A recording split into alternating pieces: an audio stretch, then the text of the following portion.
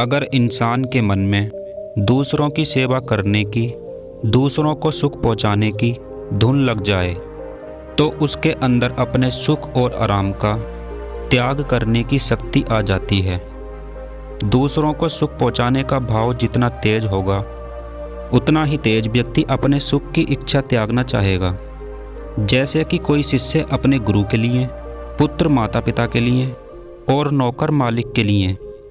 अब बात आती है, जो व्यक्ति दूसरों के लिए अच्छा है, हमेशा दूसरों की मदद करता है, तो फिर वो दुखी क्यों रहता है? आपने भी कभी ना कभी ऐसे लोगों को ज़रूर देखा होगा जिनका स्वभाव बहुत अच्छा होता है, हमेशा दूसरों की मदद करने के लिए तैयार रहते हैं, वो ही सबसे ज़्यादा दुखी रहते हैं।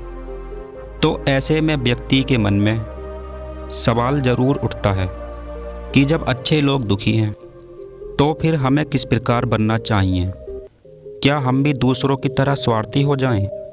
यह समझने के लिए हमें इस बात का निष्कर्ष निकालना बहुत ज़रूरी है।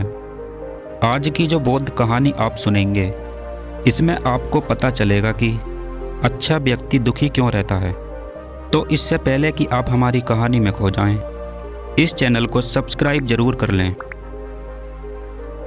एक नगर में एक बौद्ध भिक्षु अपना उपदेश देने के लिए आए थे। उस नगर के सभी लोग उनका उपदेश सुनने के लिए उनके पास गए और उनके उपदेश को सुना। उस नगर में एक आनंद नाम का व्यक्ति था, जो बहुत सीधा साधा और अच्छे स्वभाव का था। उसने भी बौद्ध भिक्षु के उपदेश को सुना। बौद्ध भिक्षु ने अपने उपदेश में कहा था कि हमेशा भलाई का काम करो, निसहाय लोगों की सहायता करो, अच्छा काम करो। यह उपदेश आनंद के मन में बैठ गया था। अब वह अपने गांव में हर किसी की मदद करता। जो भी व्यक्ति उसे परेशान दिखता तो वह अपना काम छोड़कर उसकी मदद करता। अब काफ़ी दिनों तक यह लोगों की मदद करता रहा, तो लोग भी इसके अच्छा होने के बारे में जानने लगे। दूर दूर तक लोगों को इसके अच्छा होने के बारे में पता चल गया। एक बार आनंद किसी की सहायता करके वापस अपने घर को आ रहा था, तो इसने लोगों के मुंह से कुछ बात सुनी।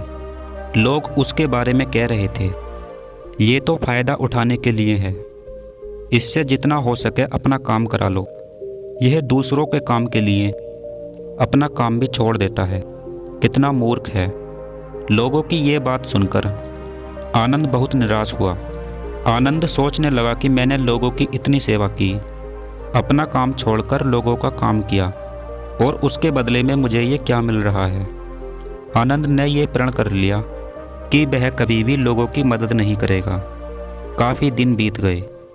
अब वही बौद्ध भिक्षु दोबारा उस गांव में आए हुए थे।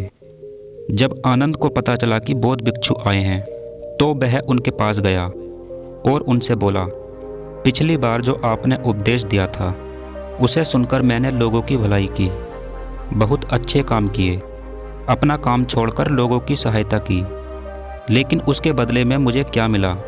निंदा और बुराई। लोगों ने मेरा मजाक बनाया। इतना दुख मुझे पहले कभी नहीं हुआ जितना कि अच्छा बनने के बाद हुआ है। यह सब मेरे साथ क्यों हुआ? उसकी यह बात सुनकर बौद्ध भिक्षु ने उसे समझाया, जब आप दूसरों की भलाई बिना किसी लालच के, बिना किसी बदले से करते हो, तो ही वह अच्छाई होती है। लेकिन तुम्हारी बातों से यह मालूम होता है कि तुमने कभी अच्छाई की ही नहीं, क्योंकि तुमने लोगों की सहायता बदले की भावना से की है। जब भी तुम दूसरों की सहायता बदले की भावना से करोगे तो तुम्हें दुख मिलेगा ही। इसलिए अगर तुम अच्छा बनकर सुखी रहना चाहते हो तो तुम लोगों की सहायता बिना कुछ पाने के भाव से करो। अपने मन में यह बैठा लो कि मुझे लोगों से कुछ चाहिए ही नहीं। और ज़रूरी बात, लोगों की सहायता अपने आप को देख कर करो। पहले अपनी आर्थिक स्थिति को देखो, अपनी क्षमता के आधार पर ही लोगों का भला करो। दूसरों की लड़ाई झगड़ों में जाने से पहले यह देख लो कि वहाँ मेरा जाना उचित है या नहीं, क्योंकि अगर आप दो व्यक्तियों की लड़ाई में चले जाओ और वो लोग कहने लगें कि भाई तू कौन होता है हमारे बीच में पड़ने वाला, तो हमें दुख होता है। तो पहले अपनी बुद्धि से यह तर्क कर लो कि मेरा वहाँ जाना उचित है भी या नहीं।